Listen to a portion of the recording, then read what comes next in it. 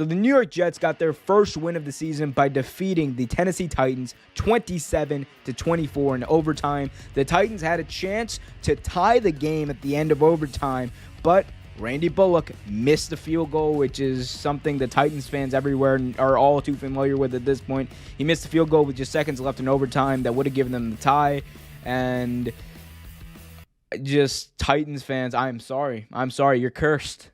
You're just cursed. I don't know how else to explain it. They had Gostowski last year. It didn't work out with him. He missed critical field goals, and he was gone. Before that, they had Ryan Suckup, who honestly was a great kicker who was injured. I don't know why they tried him out injured to kick field goals, and then they hoping that he would make them, but he ended up missing them. Then they cut him and moved on from him, and now he's, I believe, in Tampa Bay. He's actually in Tampa Bay right now, kicking field goals, doing very well this year for the Tampa Bay Buccaneers. So I don't know what's going on. I don't know whether it's your special teams unit. I don't know whether it's your locker room, the mojo, something in the water, what it does to legs, what it does to, I don't know. You got to fix it, though. You definitely have to fix it because that kicking is a problem for the Tennessee Titans, and it has been for too long. And look, anyway, Zach Wilson, though. Zach Wilson in this game went 21 for 34, 297 yards, nearly a 300-yard game, 2 touchdowns, 1 interception, and that is coming off of a string of just terrible, deflated performances by not only him, but this Jets offense, this Jets team, to be fair, because it wasn't always just the Jets offense and Zach Wilson. Zach Wilson is just a product of what's around him a lot of times, and what was around him was typically not good for the first few weeks of the season. But who did we learn more from this game? Was it the Jets or the Titans?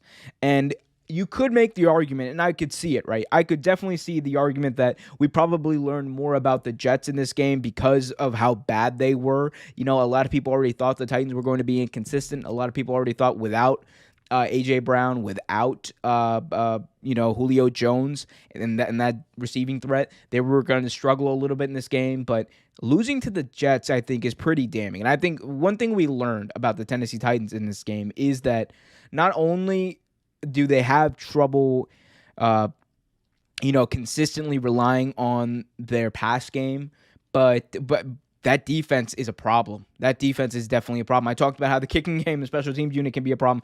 That defense is not good. They were letting Zach Wilson do whatever he wanted on offense. They were letting him throw. They almost let the kid throw for 300 yards. This is the same guy who, for the first few weeks of the season, was just throwing up picks left and right and getting sacked left and right. And he didn't really get pressured as much as he did in previous games. So the Tennessee Titans, the biggest problem, what I learned from this game was definitely that the Titans defense needs to tighten up.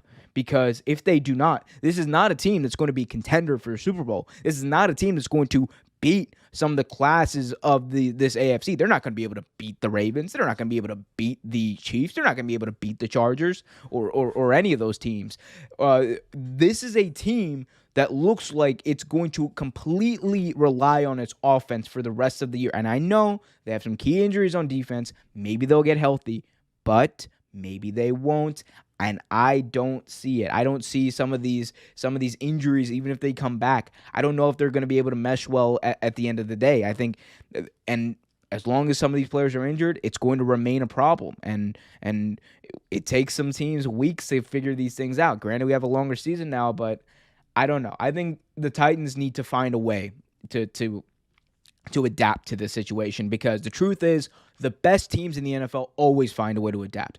Look at the Baltimore Ravens. They had a slew of injuries throughout their roster in the secondary and in the running. Their entire running back room got wiped out before week 1. They had to sign a few people off the street out of nowhere.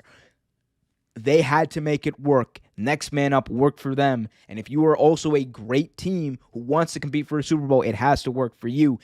Excuses, as the old saying goes. You can't let the Jets do this to you. Point blank. Even if your offense is struggling, you cannot lose to the Jets. You also can't almost tie with the Jets and then be upset you almost tied. I don't think that's really something to be upset about. I think no matter what, you go for the win there. I don't understand the strategy, but granted, it wasn't my game, right? But the Tennessee Titans have a lot to figure out this week.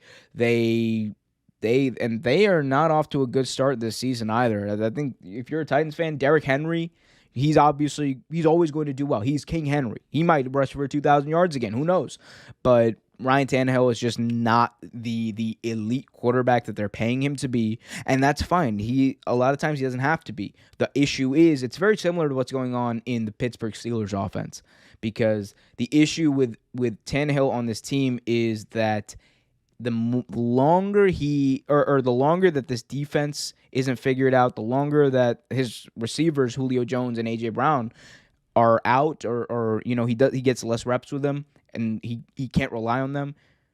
We're seeing what Ryan Tannehill is, which is a very, very good quarterback who, with the right talent around him, can be great. But the problem is having the right talent around him, being in the right situations, having your defense putting you in the right situations. So that's those are the key things. And for the Jets, I mean, I don't think they're going to make the playoffs, but I think this is a big win for them. This